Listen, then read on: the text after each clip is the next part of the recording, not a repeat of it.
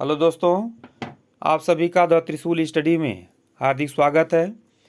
फिर से हम लोग आज के इस क्लास में संवैधानिक विकास की अवस्था के अंतर्गत चार्टर एक्ट 1600 का अध्ययन करेंगे कि वास्तव में इस संवैधानिक विकास के अंतर्गत चार्टर एक्ट 1600 क्या था। वास्तव में चार्टर एक्ट को मुख्यतः राजलेख के भी नाम से जाना जाता है और चूँकि अंग्रेज जब हमारे देश में आते हैं तो उनका उद्देश्य भारत के अंदर शासन करने का नहीं होता है। वह सिर्फ और सिर्फ व्यापार के दृष्टि से भारत के अंदर आते हैं और वह भारत में व्यापार करना शुरू करते हैं।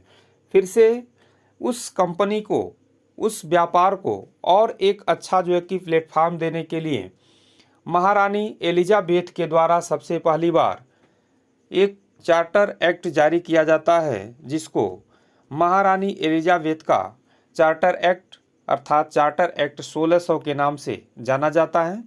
और इस चार्टर एक्ट के माध्यम से कंपनी को एकाधिकार प्रदान किया गया था। यह 1600 से लेकर के 1813 ईस्वी तक एकाधिकार इस कंपनी को प्राप्त था। फिर से 1813 ईस्वी में जाकर के इस कंपनी का एकाधिकार भी क्या हो जाता है, समाप्त हो जाता है। तो इस तरह से 1813 में जाकर के कंपनी का एकाधिकार समाप्त होता है।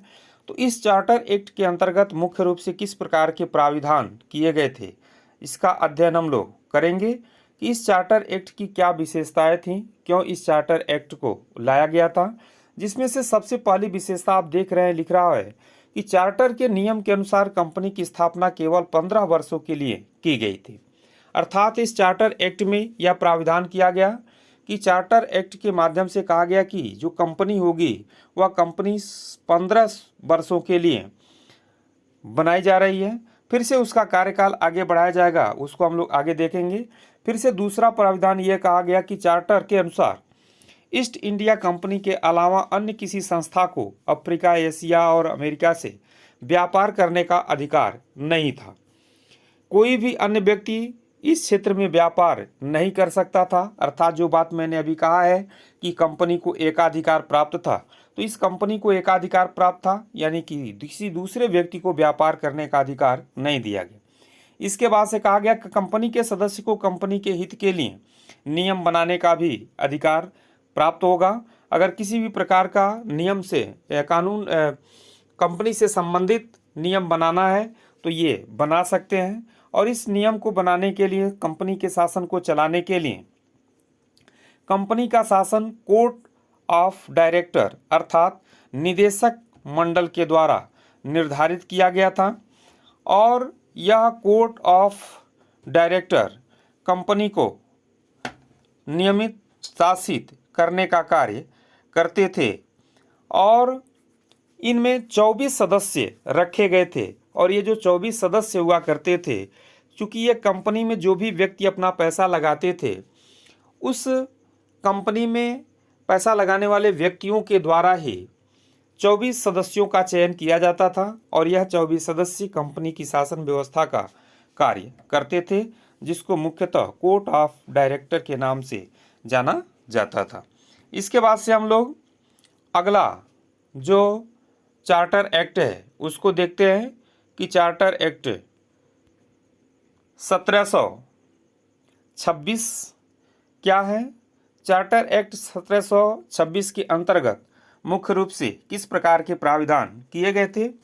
1726 ईस्वी के चार्टर एक्ट के द्वारा भारत स्थित कंपनी को नियम, उपनियम तथा अध्यादेश जारी करने की शक्ति प्रदान की गई थी, क्योंकि 1726 ईस्वी तक कंपनी का विस्तार भारत के अनेक भूभागों तक हो गया था और इस तरह से कंपनी का काम बढ़ चुका था।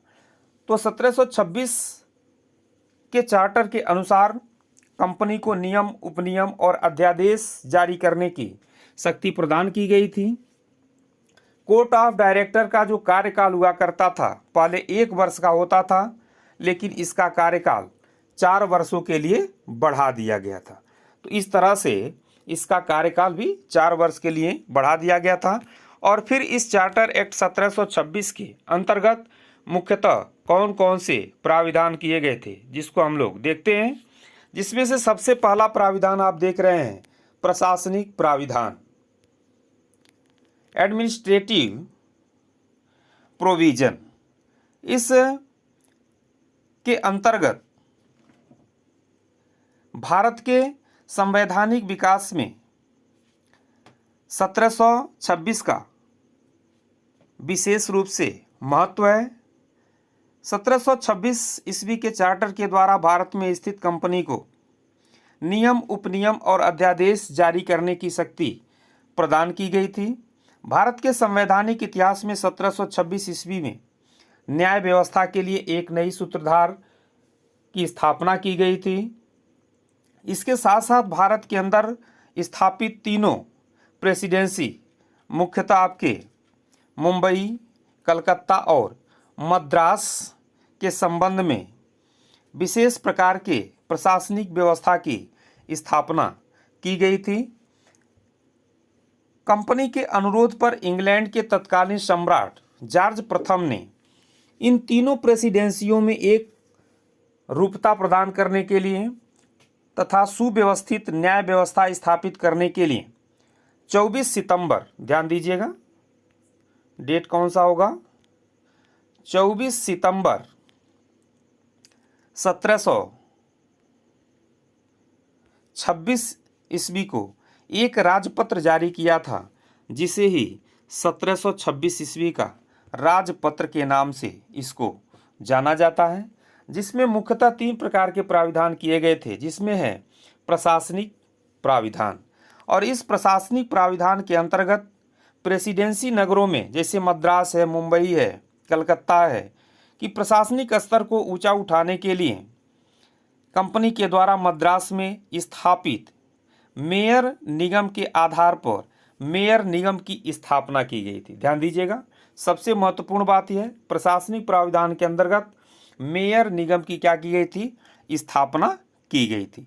इसके बाद से हम देखते हैं जो दूसरा प्राविधान है वह है न्यायिक प्राविधान। न्यायिक प्राविधान के अंतर्गत इस चार्टर एक्ट 1726 के अंतर्गत दीवानी न्याय प्रशासन और आपराधिक न्याय प्रशासन की स्थापना की गई थी। और इस न्यायिक व्यवस्था के तहत भारत के अंदर कंपनी के द्वारा न्याय के क्षेत्र में भी अनेक प्रकार के महत्वपूर्ण कार्य किए जाने शुरू कर दिए गए थे। इसमें मुख्यतः मुंबई, मद्रास एवं कलकत्ता की न्याय व्यवस्था को सुदृढ़ करने के लिए एक न्याय व्यवस्था का प्रादुर्भाव किया गया था। पूर्व न्याय व्यवस्था की में एक रूपता नहीं थी। इस वजह से 1726 के राजपत्र द्वारा सीधे ही भारत में मेयर कोर्ट, शांति न्यायाधीश एवं सेशन न्यायालयों की स्थापना होनी थी। तो इस तरह से न्यायिक प्राविधान किए गए थे। इसके बाद से सबसे लास्ट में हम देखते हैं कि अगला जो प्राविधान है वह है विधायी प्राविधान। विधायी प्राविधान के तात्पर्य यह है कि सन 1726 के राजपत्र में कई ऐसे महत्वपूर्ण विधायी प्राविधान थे जिसमें अनेक प्रकार के ऐसे नियम हुआ करते थे जो सीधे नियम इंग्लैंड के अंदर बनते थे, अर्थात भारत में किसी भी प्रकार के विधि बनाने की शक्ति नहीं प्रदान की गई थी। और यहाँ के जो भी प्रेसिडेंसी नगरों के सब परिषद राज्यपाल बार बार कंपनी से अनुरोध करते थे कि इस प्रकार के जो है कि सिस्टम, न्याय की व्यवस्था इन तीनों प्रेसिडेंसियों में जो है कि एक रूप से लागू नहीं हो सकती हैं। और इस तरह से इस 1726 ईस्वी के चार्टर में इस प्रेसिडेंसियों को भी कुछ विधि बनाने का अधिकार प्रदान किया गया था। तो इस तरह से विधायी प्राविधान भी इस 1726 ईस्वी के इस चार्टर एक्ट में किया गया था। तो इस तरह से 1726 ईस्वी का जो चार्टर एक्ट था वह अनेक दृष्टि से महत्वपूर्ण था।